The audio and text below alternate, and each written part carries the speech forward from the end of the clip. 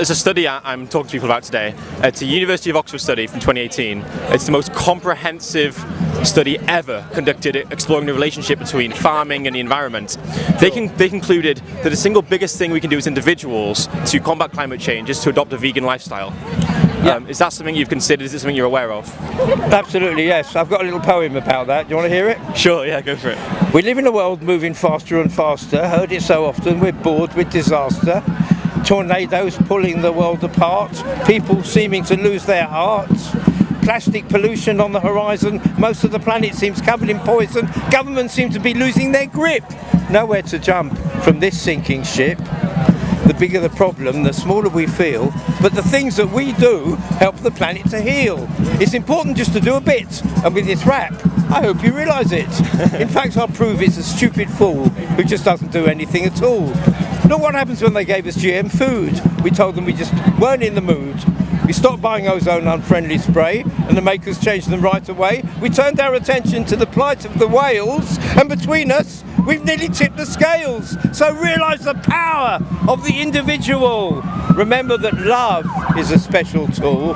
It's not that you need your life to change, but your priority you rearrange. By losing that conformist mould, you follow your heart, not what you're told. Thousands of people all over the land doing their thing and making a stand. Actions and deeds that free the mind. Get rid of those thoughts of a guilty kind. If you want to do something and you don't know what to do, here's my message directed to you. Saving the world is not too hard. You just got to start in your own backyard. So nurture the earth with a velvet glove, coming up from below on a wave of love. The changeover, it's moving fast. This ain't fashion, it's gonna last.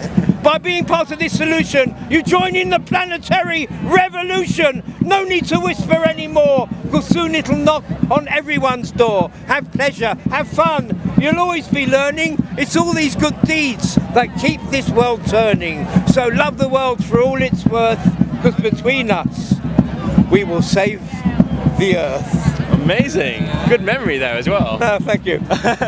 So, are you vegan yourself?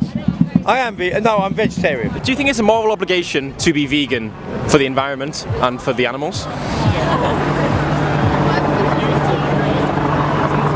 I think it's a moral obligation not to eat steak every day or for every meal, but it's kind of hard to justify forcing behavioural change on others.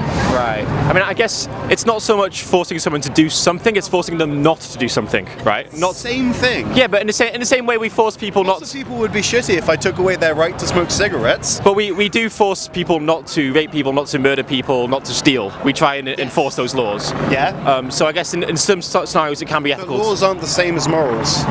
Absolutely, yeah, absolutely. But when we see something as morally wrong, we generally as a society try and force people not to do it. I severely doubt it'll ever become a law that people can't eat meat. The single biggest thing we can do as individuals to combat climate change is to follow a vegan lifestyle. Is that something you're aware of at all? Do you want to answer that one? I'm saying we're aware that like being vegan can obviously help the planet in that way, but the choices the individual makes at this point isn't going to stop multi-breadbasket failure. It isn't going to stop what is becoming to be the sixth great mass extinction. So it's a great study, and I think people should make sensible choices. But if the narrative starts going towards we can definitely do things like this and then I've done my bit to save the world, I think that could be entering into dangerous territory, because it's making it seem like the problem's going to go away, and in reality it's not going away. Sure, I see the point you're making. I think there's like a distinction between systematic change and then individual change, and you guys are emphasising the systematic change. But what I would say is the two don't need to be mutually exclusive. We could spend all our time asking for systematic change and also do our best to reduce our impact on the climate and on the animals as well. It's a great thing to make that choice individually, but it's just the fact that I'd be a bit worried about that misleading people into feeling that they didn't need to come to events like this. I am not vegetarian or vegan, but I don't drink milk. I buy oat milk when I want milk for my coffee. It also tastes better in coffee. And then like I have meat on like some of my days a week, but then it's only chickens. Some people might be great going vegan. I know some people that can't do it for dietary reasons or for their own health.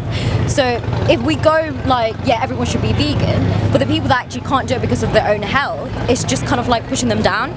Or even economical situation. No, exactly. Like literally, yeah. like it's actually like very expensive to be vegan, Yeah. and people don't realize that because like right now veganism is a part of green capitalism, and they're just trying to sell it to us and be like, go vegan, Yeah. save the planet. But like even if the whole world went vegan, the world will still go to shit Yeah. because like the oceans are so polluted. Even if we don't Exactly. eat fish, the sea is still gonna go to shit. Exactly. Like.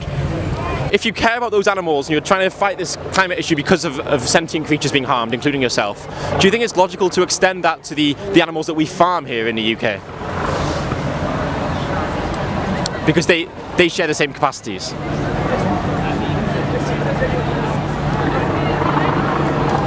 Not necessarily, because in some way we are populating the earth with animals, and pretty soon there won't be much other animals than those that we farm and keep safe in nice little enclosed environments where they can actually breathe and stand to the temperatures.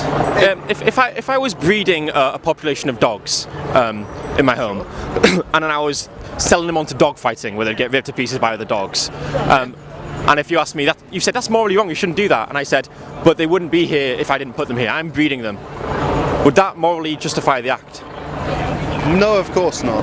But if they were the only dogs in existence, Would it morally justify the act then? well, it morally justifies it with breed dogs. Does it? Dog breeding. They get genetically bred to have all kinds of messed up genetics. And is that ethical or is that morally justified? No, it's not.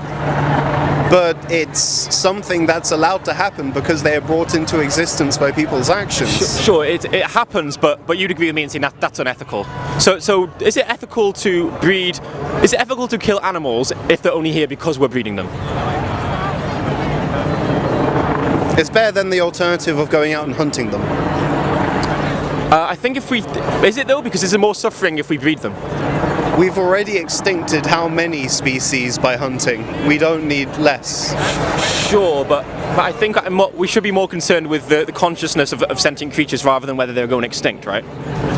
Definitely. Yeah. But their consciousness doesn't give them a right to vote. I do think there's a bit of a misconception there, because if we look at the cheapest food in the supermarket, rice, beans, lentils, vegetables, this is what the poorest people on the planet eat.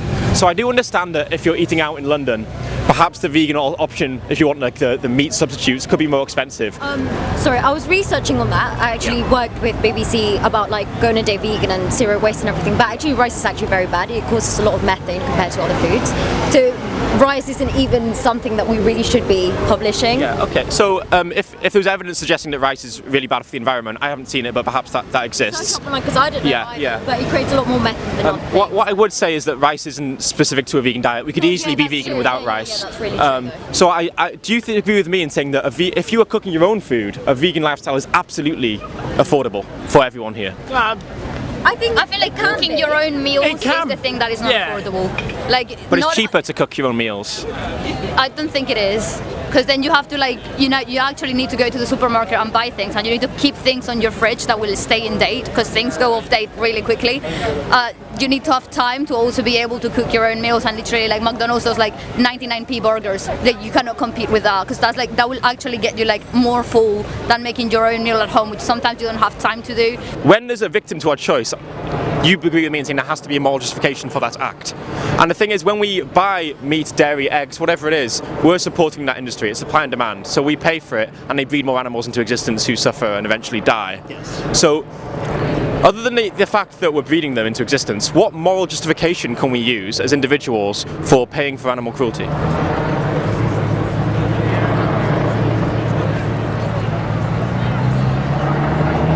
Well, there is a moral justification. So would you say that being vegan would be more in line with who you are then?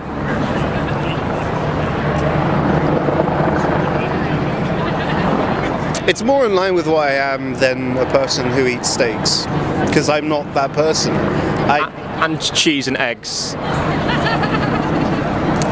You got me on cheese. I'm sorry. I can't let that one go yet. The compassion that we're trying to show for the animals or the people suffering as a result of the climate change, do you think we should also extend that compassion to the animals who live with us here in the UK, like the chickens and the pigs and the cows?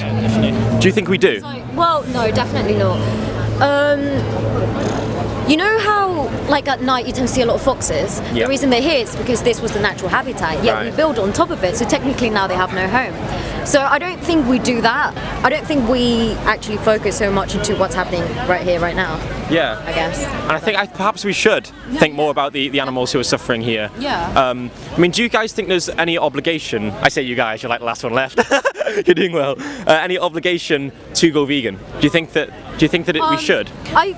Oh, you can join in, sure, jump in. It was about your veganism question earlier, and I feel like it's important to mention that a lot of it isn't so much about whether you eat meat or not. It's about, for me at least, it's about putting pressure on the industry, just like any boycott. Like, if you boycott the meat and dairy industry, it's showing that you disagree with the way that the system's run. Yeah. Like, you know, I've had friends that, for example, you know, they've reared their own single animal and then dispatched it and eaten it, and, you know, creating a lot less impact on the environment doing it that way. For me, at least personally, I feel like it's important to think about localising a lot of the things. Like, I don't, as much as I am a vegetarian, I don't disagree so much with the basis of eating meat. It's about the intensive farming industry that is created in the Western world. Yeah. Is sensory pleasure a good enough justification for killing or hurting an animal? Well, cheese doesn't necessarily kill one, it just separates a calf from its mother and then gets industrially milked until they dry up and then get killed. So it does kill them. Well, slowly. Which is worse, probably. Would you like to die of old age in a cage or free for a week? I wouldn't want to die at all. That's not an option there, mate. It is if we gradually, society, move towards plant-based options rather than the animal-based products. But I feel like there are more drastic changes that can be made than going after all animal welfare. Let me give you a hypothetical then. We're not talking about a system, we're not talking about the environment, we're talking about one animal's life. I've got an animal in front of you here. Is there an ethical way for me to kill that animal if they don't want to die? It's a difficult one for me to answer personally, because I personally, as a lifestyle choice, would say no, because I don't agree with killing an animal just to eat it, because you can get food from other things. Yes. However, I do understand that there are certain dietary requirements where people might need to get more protein from certain things. Not that I'm advocating a meat diet, but I do understand that it's lifestyle choices. I'd say when it comes down to the individual animal, as much as I don't like to say this, I feel like it's just bigger than that. But if we're going to kill them, we have to talk about that ethical issue there, right? If we're gonna, you said we don't need to eat meat. I'd extend that and say we don't need to eat cheese. We don't need to eat eggs. Yeah. So then it comes a question of unnecessary suffering and unnecessary death. A lot of vegetarian and vegan substitutes utilize palm oil or soybeans, which are assisting the problem rather than diverting it elsewhere because of the regions we like to grow those in. So the thing is, 85% of soy production goes to feeding animals. So if we eat animal products, cheese, whatever it is, we're contributing more to the soy production. Yeah. We'd actually use less soy if we were vegan, even if you were eating those products. And also with palm oil, it's not a specific vegan thing. I mean, most palm oil is no, it's more a vegetarian thing. Well, that thing down. I mean, but even meat eaters have palm oil as well, right? It's not. You could be vegan without palm oil. Everyone has palm oil.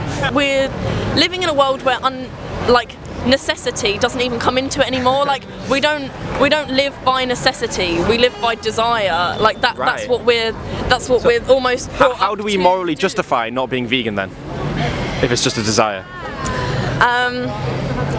Well, it's just like we might justify doing anything else in life that we don't need to do. But not all choices have a victim. So how do we justify hurting someone if we don't need to? I can't justify that personally. Well, I like the honesty. I can't justify that. Yeah. And that's why I don't eat meat or animals. But again, it's a personal choice. A personal choice stops being personal where someone else's body begins. Do you agree with me that killing animals shouldn't be a choice we can have? It shouldn't be a personal choice because it's not just affecting us. Oh, absolutely. I feel like it shouldn't be a choice, and it shouldn't be made a choice by the companies and the governments. It should be illegal. Well, yeah, if it's going to help save the planet And the animals. and the animals and Yeah. the humans. So you think that killing one chicken here now should be illegal, and I should get arrested if I do that? Now you're really you're homing down on my point here, and it's because I would be happy to live in a world like that. I know that some people would not, and that's why I can't say yes. But you can say yes for your ethics. I haven't had an informed consensus on the situation. Okay, but if you ask me, should rape be illegal, and I say, well, you know, I'll speak for myself, but I haven't had a consensus from other people. Okay, You'd say, personally, yeah, yes. it should be illegal to kill an animal for eggs or dairy. I'd say personally yes. However, yeah, I'm not speaking for anyone else.